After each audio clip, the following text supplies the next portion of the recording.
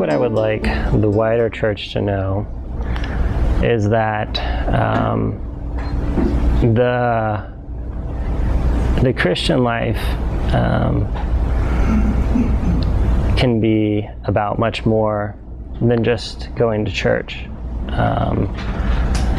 And, even like believing in the right set of things, that it can, it can expand beyond a set of doctrine and just become kind of a part of your life, how you interact with people, the priorities that you make, or the priorities that you have. And I think that, a lot of people are looking for that, or at least talk about that sort of element, something that they're looking for. But I think it really takes just sort of getting out there and doing it, perhaps. What I feel, I just can relate it back to my own life, and what structures, what ideologies, what theologies are getting in the way of us being in genuine communion with people and getting in the way of relationship.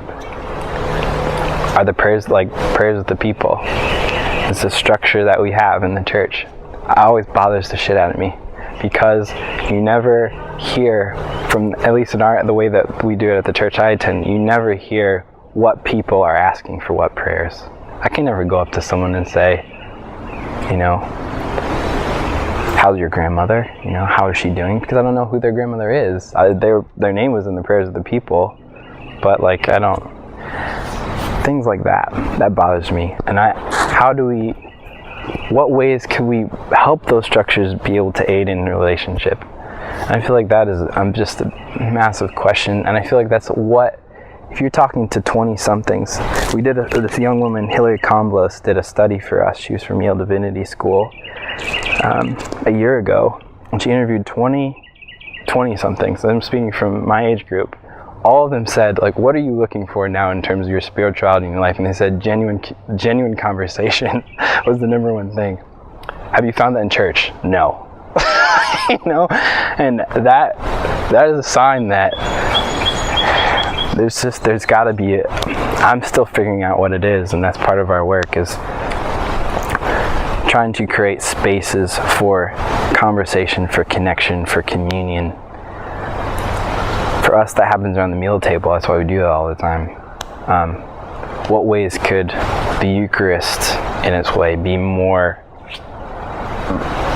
even more centered around communion? What ways could that be formed and the structures changed there? What could ways of the prayers of the people be changed? What could the ways that we, Sundays, let alone during the week, using the building, things like that. But for me, those questions have been really tiring. And so I feel like I've really reverted to, not even attending church some Sundays. I just can't handle it. And going out to the bar with my friend instead, like I am tonight, instead of going to church tomorrow. I guess that it's okay to be different. It's okay to feel differently and want something different and to pursue that. And not just feeling like you have to look or act or say a certain thing to fit in to the right group. This is sort of an introduction to a lifestyle change if you choose to accept it, sort of. Well, where would that lifestyle change lead? What's the fullest expression of that change?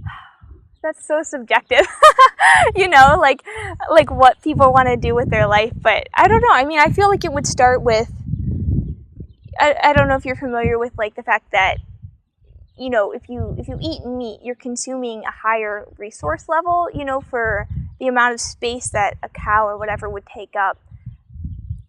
You're getting a certain amount of food. But if you go down that food chain one level and you're eating the grasses and the crop, there's kind of a lot more food that someone can take up from that, and you can feed a lot more people. And so maybe it would be something like that, where you're realizing, first you start to eat vegetables and you learn about the vegetables, and then you think, I really like this, how does this relate to the world? And then you realize, well, I've been I've had all this food in my CSA, I feel like I need to take advantage of it, and suddenly, you didn't eat a lot of meat this summer, and you kind of maybe like have meat once a week or twice a week, kind of as it's recommended more so, and then to sort of look for markets where you can purchase locally in the winter or to eat seasonally, and then it can get into all sorts of other things. We don't spend our time talking about what we're against. We come from lots of different backgrounds. When we moved to the store, we had an ecumenical youth group that came and contributed their labor to help. They were like going back and forth carrying items because we couldn't afford a moving company to move from one location to another. We had a group of people in their 20s who came here, and I really got to know them because they were doing the painting work and some of the carpentry and things we couldn't have high school students doing. And they came from everything from very conservative fundamentalist traditions to no traditions, or we have some a couple of Hindu temples in the area. So they came from these different backgrounds where you could talk about what's different, but instead everybody was here because we're for fairness, we're for this responsibility and this care for creation. And if we focus on what we're for, what we're against is behind us someplace. We're still against it because it's not consistent, but our culture turns it around, and when you're facing what you're against, you can lose track of what you're for behind you.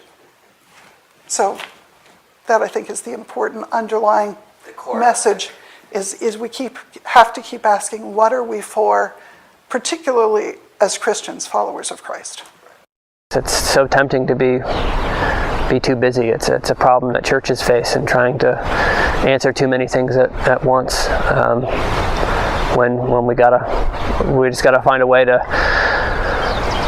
make the good soil, to cultivate the good soil, and that could be in a pretty small patch. And for us, that's a small bit of dirt at the end of Armitage Road. And what kind of sign that is for anybody else, or for the church, or for somebody that passes our way, we gotta be content with the limited nature of that. If we want to think about being a different kind of community in the world, certainly in the Old Testament, the whole idea of holiness is a big one. The idea of kind of that set apartness, but at the same time, I keep coming back to this idea. At the same time, with the incarnation, you have Jesus jumping right into the midst of everything. So, what does it mean to be set apart and in the middle of it all at the same time? How do you have a community that really is different, really can speak prophetically?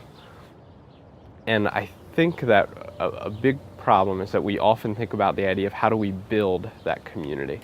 And community, unlike a new cathedral, or even unlike programs, can't get built. But I think you can create the space and the environment for it. You can start to cultivate it, a lot like you cultivate the ground or cultivate the soil for growth. And so I would say to the wider church that if you want to start to think about how your community can live differently, and live differently in a different economic or different way with your finances, not to think about building programs for it, but creating the space to explore new ways of being together, of trying to make the room for those conversations, to allow and to be willing to delve into and let the